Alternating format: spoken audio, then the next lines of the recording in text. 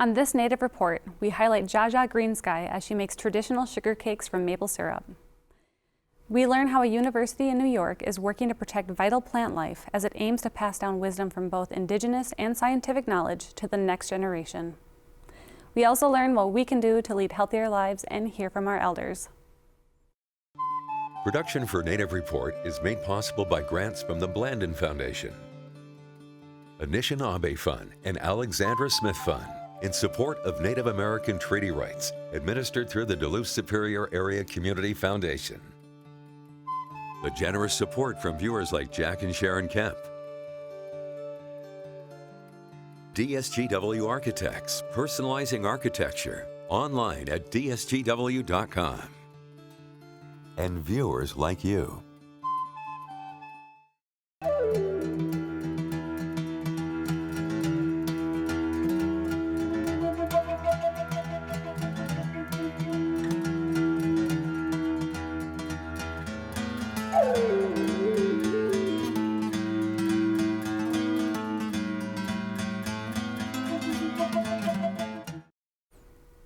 Welcome to Native Report, and thanks for tuning in. I'm Rita Karppinen.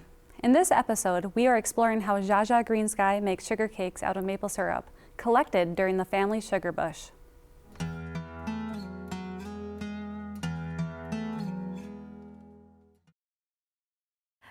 So today we are going to make sugar cakes. Sugar cakes are like hard candies made out of maple syrup sap. And the Ojibwe word for making sugar cakes is Zhaa Zhaa. So if you want to make sugar cakes, you would say, or we are making sugar cakes, you would say Zhaa Zhaa. Okay. A lot of my information and knowledge comes from my dad, and a lot of his information comes from the Sawyer community here on Fond du Lac. We're probably gonna shoot for 3 or 4, and the reason for that is with a smaller batch, it's easier to explain, and it's what my father would recommend for beginners is to start out small, because 2, you don't want to waste a huge jar of maple syrup. So this is maple syrup that we harvested last year, and so I'm just gonna put just enough to cover the bottom, and then a tiny bit more, and we're shooting for 3 to 4. We'll see if we get it. So a relatively small pan, and then you're gonna put it in the middle of your burner. This is an electric stove. It's easier to do it on a gas. So what we do is we start it off with hot or high heat, and then wait till it boils. And then once it starts boiling, it'll start rising, and then you can use the spoon to stir, and then it's just a process of picking it up and down. Traditionally, sugar cakes are the process right before it becomes sugar, and traditionally the Anishinaabe would store maple syrup as sugar. So it's that process right before it becomes sugar. And then my dad also talks about how sugar cakes are a really good source of energy. They're very calorically dense, very sweet, very, very delicious. So in those times where there was food scarcity, the Anishinaabe would rely on sugar cakes and maple syrup sugar as a form of energy to help get them through those long winter nights. So this guy's already starting to boil. I'm gonna wait till it gets pretty boily. That's a scientific term, boily. And then I'm gonna turn it down to medium high heat, so right now.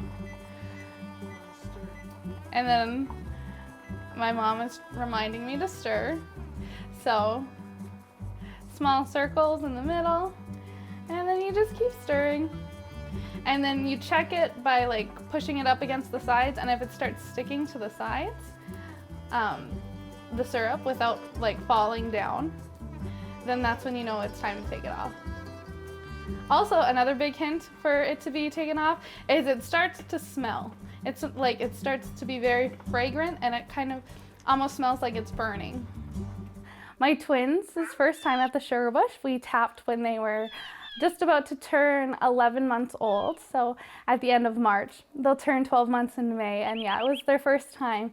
Last year when we did the Sugar Bush, I was pregnant with them, and I remember thinking about like the day that I'll be able to take them and go tap trees, and I was really hoping that my pregnancy would be healthy, my children would be healthy, and that my father would still be around to help share those stories and those processes with my kids. And I'm just so overwhelmed that all of my dreams, I guess, came true, and I'm very grateful to the Creator for that. So becoming a mother has been one of the greatest blessings I've ever experienced, and has helped me become such a better person. And my kids are my greatest teachers. And being able to participate in these traditions with my children has been so meaningful, because these are the memories that I remember making with my mom and dad when I was little. And these activities, these traditional activities, allowed me to understand my culture, my ancestors, my place in the world, has been really an anchor through my whole life. So there's like a little residue when you scrape it up against the sides of the pan. That means we're getting close, but we're not there yet. And then it's just kind of, the way we do it is a lot of lifting it on and off the burner when it's starting to overboil. And I should also preference this, everyone does this differently. This is just how our family does it, and I'm gonna call it. And so now you take it off the heat, and then you just stir. You wanna get all these bubbles out the best you can, and you just stir it for a while. And it'll feel like syrup for a little bit, but then all of a sudden you'll start to feel like it crystallizing when you rub it against the sides of the pan. And then you want to pour it when it is like still pourable, but just about when it's about to turn into sugar. That's like the perfect time. Okay. I think, oh man. We're just gonna go for it, okay. And then you gotta work pretty fast, especially when you're pouring it. I'm making big beefy ones right now. That was not the plan initially. Okay.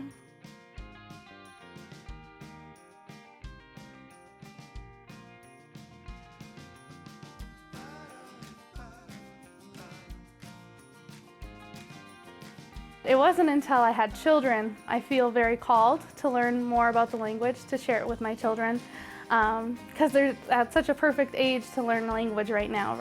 Being Anishinaabe and having these traditions and practicing them and having these memories has really anchored me as a person, so I can help them and help them have something that's as beautiful and meaningful to help, bring them back to center. What a sweet tradition to be able to pass on to family.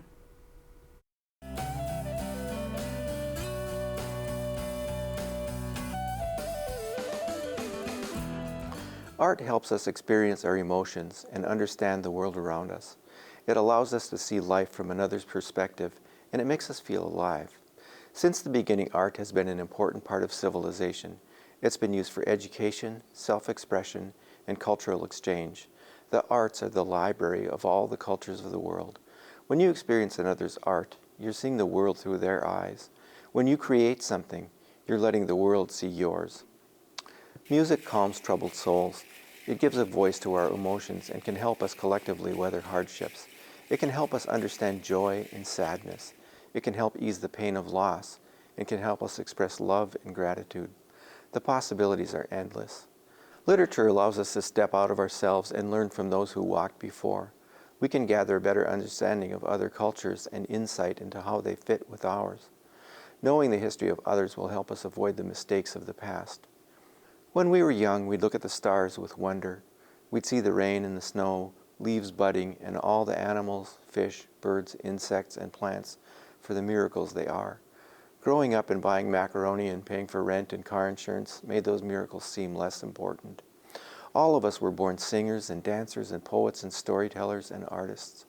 Someone at some point told you you couldn't do something, and that part went silent. Use your gifts. Our songs and our stories and our art tells the story of who we are and who we will be. Don't try to be someone else. You carry the teachings the rest of us need to learn. We are a community, and we need all of us. And don't forget to call an elder. They've been waiting for your call. I'm Dr. Arnie Vinio, and this is Health Matters.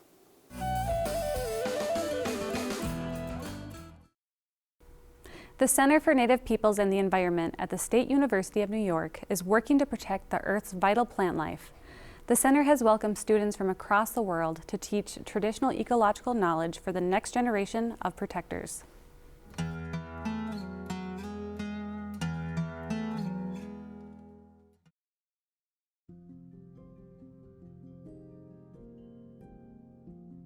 Like many indigenous peoples across the planet, the Haudenosaunee people have a seasonal cycle of ceremonies, a cycle of ceremonies based around gratitude for what's happening on the earth at that moment and giving thanks for all of the things that have led to that moment.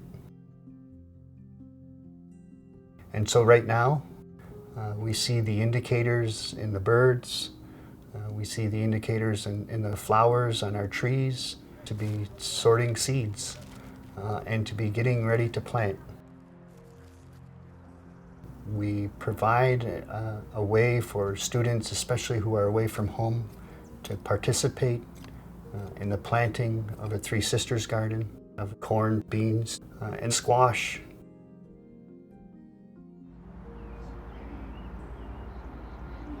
My name is Neil Patterson Jr. I work at the State University of New York College of Environmental Science and Forestry, the Center for Native Peoples and the Environment. We do a lot of teaching, a lot of research with our students, and we also are doing this in service to community, to our Haudenosaunee nations here whose land the college sits on. Just in the last 10 to 12 years since the center's been in existence, we've attracted a variety of indigenous students from across the world. It's amazing the cultural sharing that takes place. This is one of our plant relatives. We call it Ruskiantna. Ruskiantna in Tuscarora is referring to what's commonly known as dogbane. The Tuscarora people, my ancestors had a unique relationship with this plant because we worked in textiles, we worked in cordage. It's one of the strongest materials, and it can be woven into a very strong rope, and for the most part, it's often considered a weed. And in fact, what we're learning from our Western science partners is that it is a really important pollinator plant. I grew up in a community where traditional ecological knowledge is abundant, often a daily part of life. I was fortunate enough to have parents that let me roam through the woods. As I grew older, I knew that I just wanted to spend time outside with our plant and our fish relatives in particular. And it was my mother who said, well, you know, Neil, you could actually go to school to learn more about the environment and to work in the environment. And so I began a journey then in exploring scientific ecological knowledge. And it's been a great journey to be able to meet and talk and gather and harvest with traditional knowledge holders from across the Haudenosaunee Confederacy, from the Senecas all the way through to the Mohawks. It's our most important plant here as far as the berries go. This is wild strawberry. Traditional ecological knowledge is sort of the twin, if you will, to scientific ecological knowledge. They can work together, and we can accomplish great things when there's cooperation. Traditional knowledge holders, in many cases, have provided very accurate, very specific, and very insightful pieces of wisdom as to the numbers, to the distribution, to the range, to the sex of caribou, of humpback whales, of seals, of maple trees, of traditional corn varieties.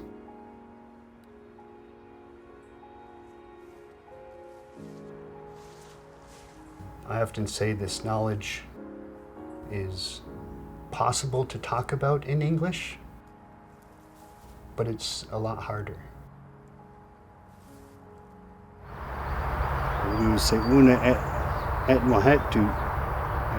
We're all going to plant now.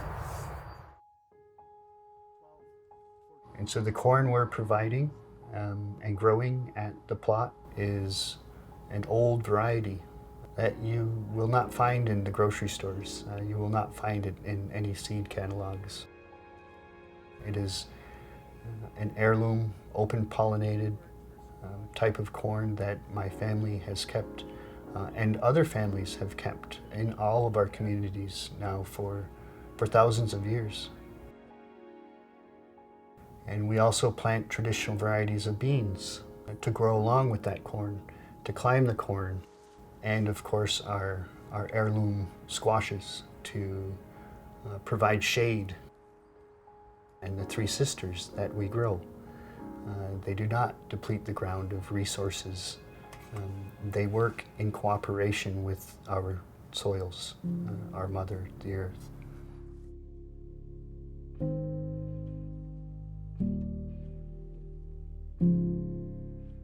Indigenous peoples have a very acute awareness of climate change, facing relocation, the reduction of food sovereignty, ability to feed themselves, and quickly becoming climate refugees. And so Indigenous peoples across the planet are very concerned about the placement of new energy sources, of photovoltaic fields, of wind turbines, of fracked gas, of pipelines, that in many ways those are simply business as usual. They're decisions that are made based on the rate of return, based on profit, and time again, Indigenous peoples are left with the waste and the disproportionate impact. Across the world, Indigenous peoples, though they control less than half of the land, are protecting 80% of the world's biodiversity.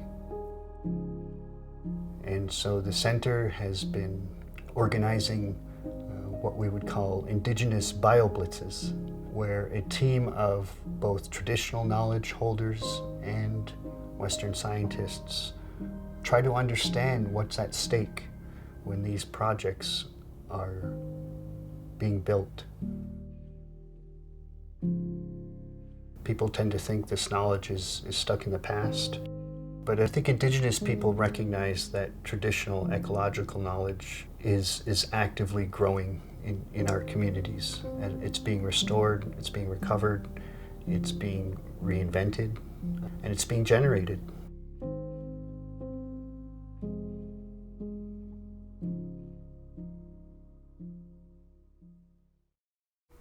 The mission of the university's Center for Native Peoples and the Environment is to create programs that draw on the wisdom of both Indigenous and scientific knowledge in support of our shared goals of environmental sustainability.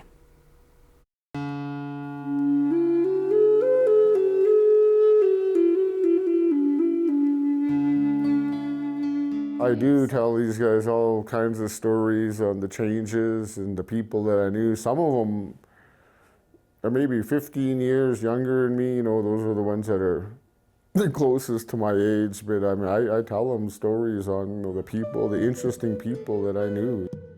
I'm one of the last people that have seen a lot of changes. I'm one of the last people My grandparents on my mother's side, they were born in teepees and the whole 9 yards. So yeah, I mean, I'm one of the last people to know those kind of people. Take care of your body. I mean, you know, don't abuse your body. You don't want to get hurt, you know. You don't want to get hurt messing around. I mean, it hurts your ankle, stuff like that. Can, you know, you can't work if you don't have that. Say no to drugs. That's kind of becoming a big problem, or not becoming, is a big problem around here. But other than that, yeah, just take care of yourself, work hard.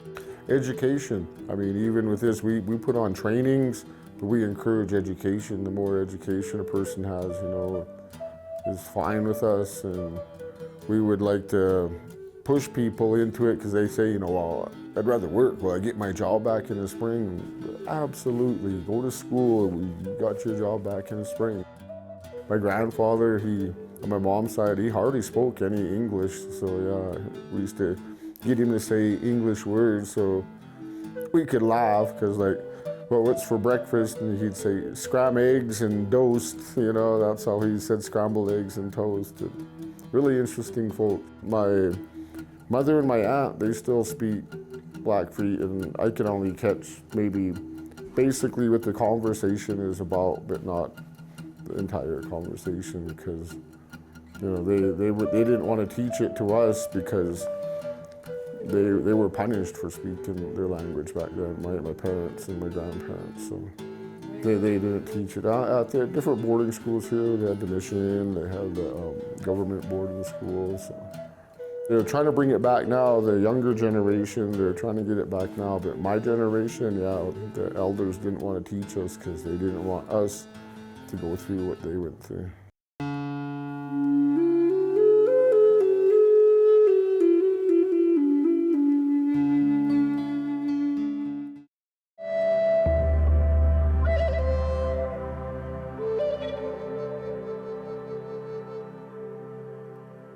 Hi, my name is Betsy Albert Peacock, and I'm an author. I've written 2 books, Hummingbird and The Little People, and Firefly and The Boarding School.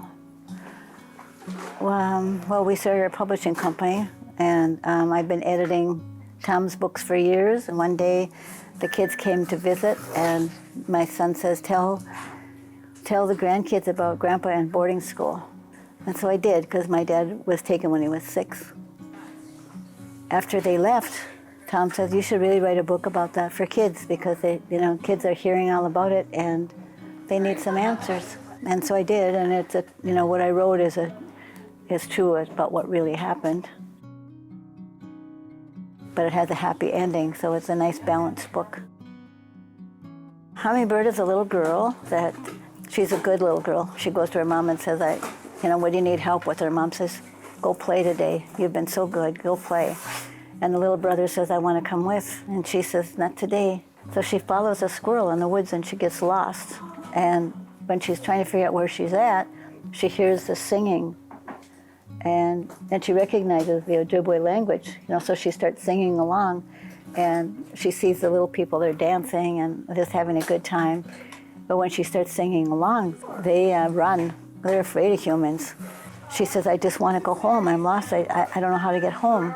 We have Anna Granholm, and since then, Anna's illustrated about 8 more books for us. We absolutely love her illustrations. There are a lot of Ojibwe words in these books, and we're hoping that, with the language coming back, that more and more people are going to read and learn and understand, and we want them to know how to say the words and what they mean. We've had several books that had both English and Ojibwe throughout, and now we have another one coming out that's going to be straight Ojibwe, because there are a lot of immersion schools. They don't want English in their books, they just want the Ojibwe. I think kids hear and see a lot more than we give them credit for, and I think they have a lot of questions. We're a nonprofit, Native owned. We've just published Native books by Native writers, and that's our niche. We found our niche. 2019, we were going to publish 2 books a year, and we published 5 books the first year, I think 12 the second year, So now from 2019 to now, we published 29 books and we have 8 more in the making. So from our doing little children's books, we've just grown and grown and grown, and we're going to do 2 books a year. We would have done 8 by now, and we've done 29 with 8 coming. If you missed a show or want to catch up online, find us at nativereport.org and follow us on Facebook, YouTube, and Instagram for behind-the-scene updates. And drop a comment on social media if you enjoyed the show. Thanks for spending time with your friends and neighbors from across Indian country. I'm Rita Karppinen. We'll see you next time on Native Report.